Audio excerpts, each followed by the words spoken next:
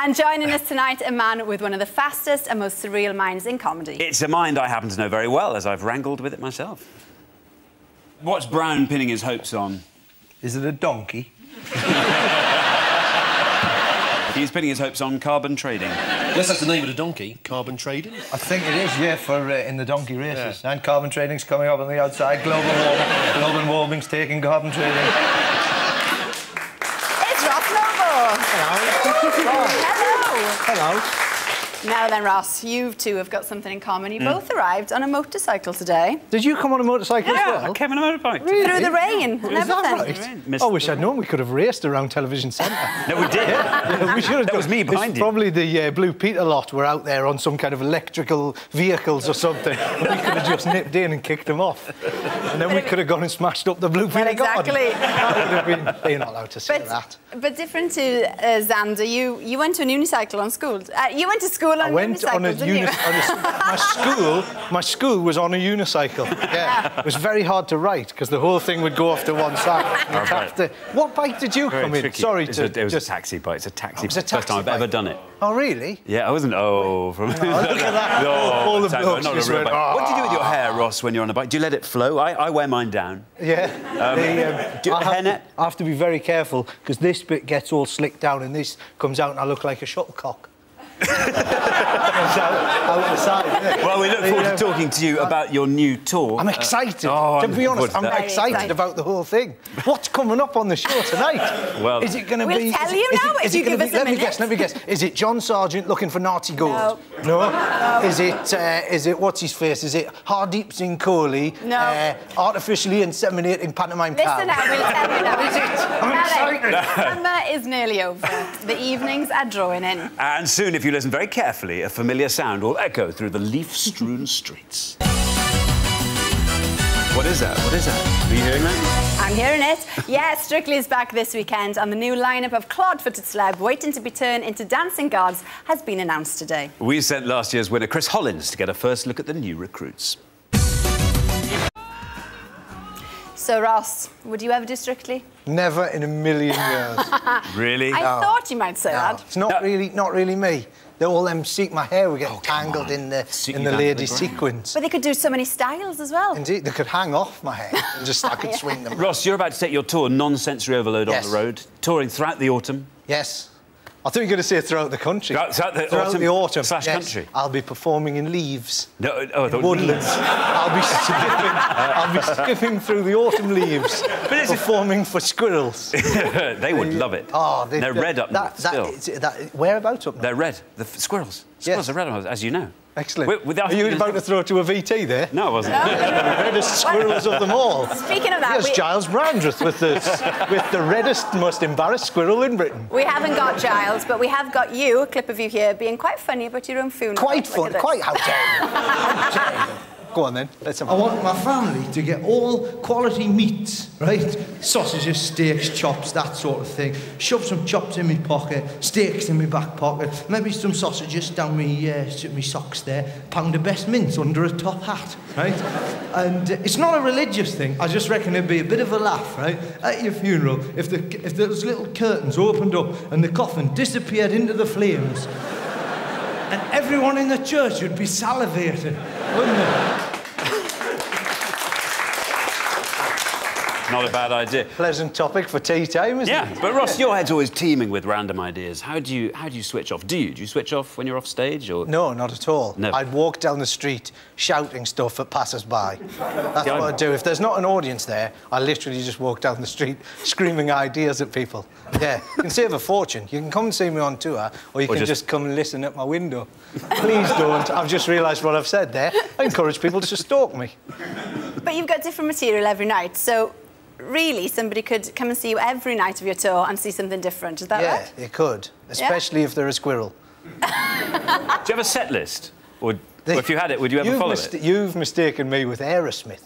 Oh, I see. Yeah. I've done that. I do Dude Looks Like a Lady. It's quite confusing because I've got Aerosmith's set list and then I try and do jokes about this. I walk out and go, you look a bit like a lady. And the bloke gets very angry. And then I talk about elevators. and rude things. There's a lot of Aerosmith fans laughing there. Going, I get that. We've already established that you arrived tonight on a motorbike, I did, but you yes. recently motorcycled across Africa. Yeah, I just got back 2 days ago. So what was the most memorable thing from that trip? Oh, there I am there. There you are. Well, the trouble is that your makeup lady had quite a tricky job because I grew a beard while I was away and I had my helmet on. So you can't tell now on the telly because she's evened it out, but from here up, very tanned, from there down, completely white. So, yeah, so if I was to wipe this off, I'd look like a ventriloquist dummy. I got charged by elephants. How much? Nice. And I nearly hit a baboon as well. Really? I was riding along middle of Namibia and a baboon just walked out in front of my bike. And when it's like like if it's a four-legged animal, you think, I'll just keep going, you know. But when it's a baboon, part of you goes, is that a tiny man? But the baboon was okay. Do you know what I mean? Thanks, Ross. Now then, most kids will be back at school this week. Imagine their disappointment if they turned up at the classroom only to discover that the teacher wasn't there and they had to go. Well, the big money news today, obviously, is the miscalculation of tax bills. It is, yeah. It looks like this is going to be a slightly bigger problem than we initially thought. Alexander, I can tell you, it's huge. At the moment, there's about 5.5 million people which have either underpaid or overpaid that they've identified. There's just under 18 million more cases out there still open that are investigating. That's a total of how many people are going to get nearly 24 million. How many of those are going to be adjusting up and how many down? Oh, we don't know the exact figures yet, but they've got loads of tax inspectors looking at them as they speak.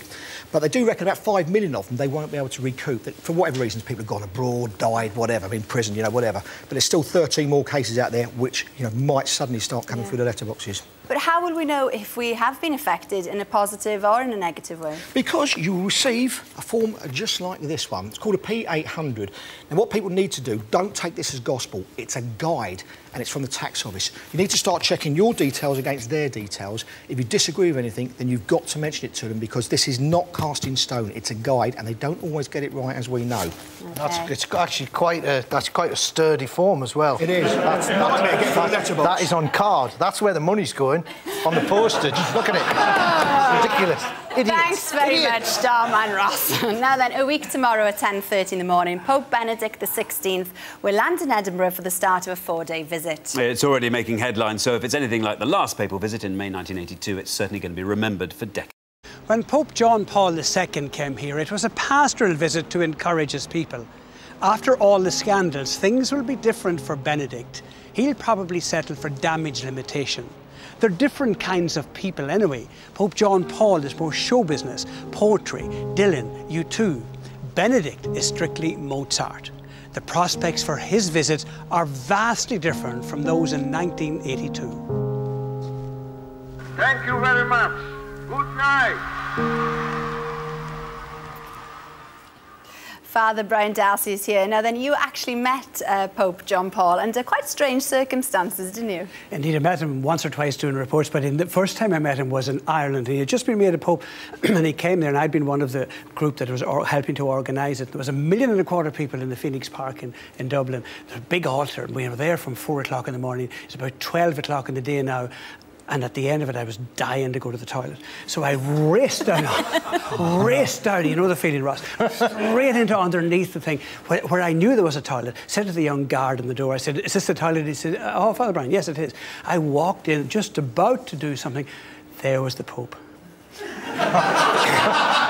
Not in the toilet, sitting at the top of his table, tucking into a great big feet of beef. The President of Ireland, the Prime Minister of Ireland, the Cardinal and the Archbishop of Dublin, all sitting there. And they look, who was this that burst in on top of them? About an unusual pose. So the Cardinal happened to know who I was, and he says, Brian, this is the Pope, would you like to meet the Pope? And at which stage Archbishop Marcinkus came in, and he says, Your Holiness, we have to go now to Drogheda, as he called it. We have to go to Drogheda to make a statement. So the Pope had to leave his big plate of beef on the table. And he just walked past me and he gave me a look that it wasn't very approving. But Cardinal Raffi says to me, Brian, we says, finish the Pope's dinner. It's the nearest you're ever going to get to be Pope. And I tucked into it. God, the beef was fabulous. Very nice. Forgot about the toilet, actually. So His Holiness has got a whole range of Pope-mobiles. We saw you there on one. You quite fancied yourself, didn't you, Brian? Do you know, I'm mad looking at myself and I said, I didn't do that, did I? Oh. But that's it. He's a whole range of Pope-mobiles, is right. And of course, they're getting more modern now. Pope John Paul II was a good showman. He could do it. Benedict will be different. He'll come and he's a very different message, very sincere man, and I think he'll be very well liked too. That's how they should choose the new Pope, is they should put all the cardinals in the old Pope-mobiles and they have a race. And then whoever wins, Pope. Kind of a chariot race. I think that is how they do it. Yeah. Thanks very much, Father Brian. Now then, all this week, wildlife photographer Jamie Crawford has been attempting to take pictures representing common animal expressions. He's already snapped bats in the belfry and the bee's knees. What animal expression would you like to see him snap, Ross, today? Today, monkey magic. Bit of monkey magic, well. Well, who knows? Well, tonight we challenged him to get a shot of a phrase made famous by a Duran Duran song. What, you sent him to Rio? What, no? On our budget? No, too expensive. No, we threw him to some hungry wolves. It's said that the last wolf in Britain was killed in 1743. No longer were they tolerated by landowners or farmers. There have been calls for their reintroduction, but for now, if I'm going to get the image hungry like a wolf, I'm going to need some expert help. I've been lucky enough to have some amazing wildlife adventures over the years and come face to face with a whole array of different animals. But I have to say, I'm really quite nervous about who I'm meeting next. Because I don't know what's scarier, a pack of wolves or a man who lives and behaves like one. Sean Ellis has devoted his life to living and working with wolves and has his own pack in North Devon. These guys seem really calm. Where do they get this reputation for fierce killing? I think a big part of their reputation comes from their feeding. That's when you almost see a placid wolf transform into a savage creature, if that's the right word to use.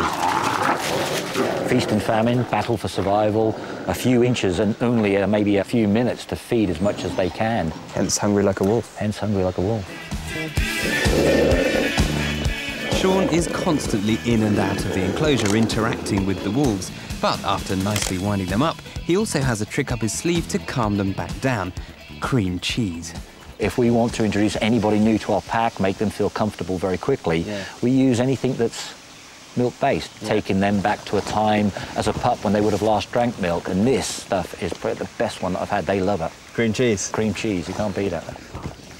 Being on the safe side of the fence is one thing, but Sean warns me of how the wolves could behave around me once I step into their lair.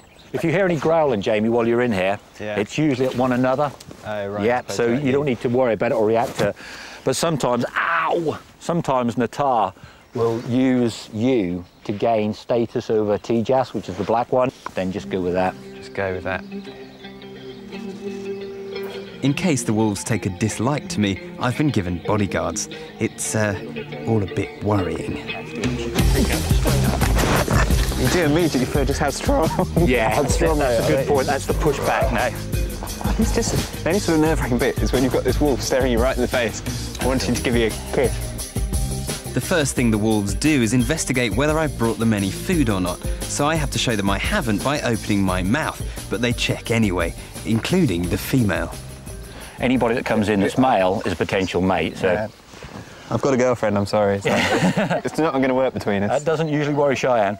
That's good. Well, you're right, and then as soon as they get to know you, once they've got the information, you then start to sort of enjoy the encounter then. I've got a mouthful of wolf. I've got a mouthful of wolf. Did you see that? I literally, as soon as I got in there on my knees, and they just come up and it got this tongue down my throat. I was like, ah! Heart was beating like a drum. It's incredible. That is an incredible experience, and they're so heavy, just barging you out the way and shoving you out the way with their head.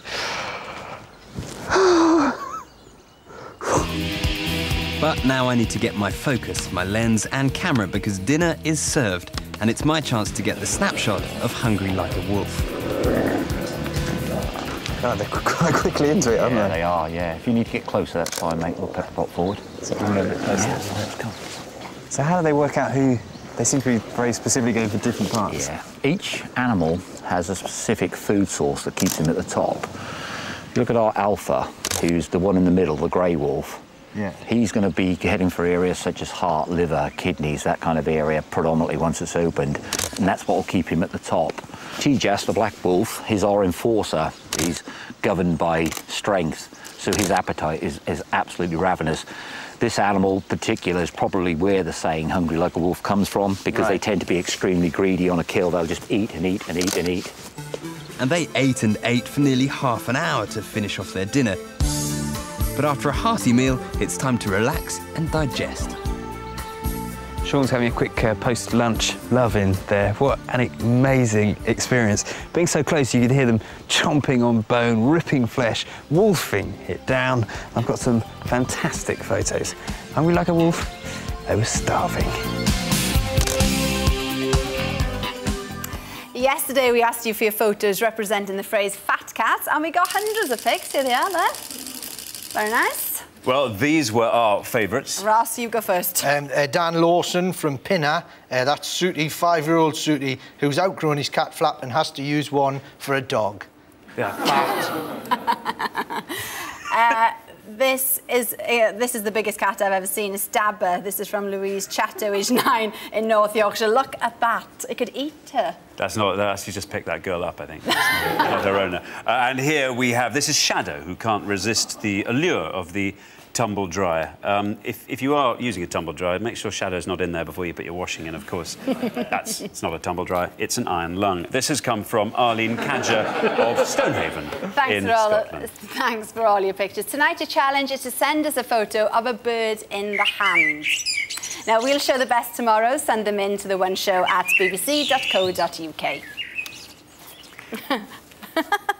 No. Okay. Ross, what have you brought us out? Mr. Bond. That's all for tonight. Thanks, Ross, and good luck with your tour, of course. Thanks very much. And thanks to you, Xander. Thanks very much indeed. On tour I am off on tour, big national tour. Yep. I'll be back tomorrow with Jason. We'll see you at 7. Bye now. Tomorrow as well, we've got Merlin and Bradley James and Colin Morgan, who are stars of that series. I'll see you then. Good night. Have a good evening. Bye.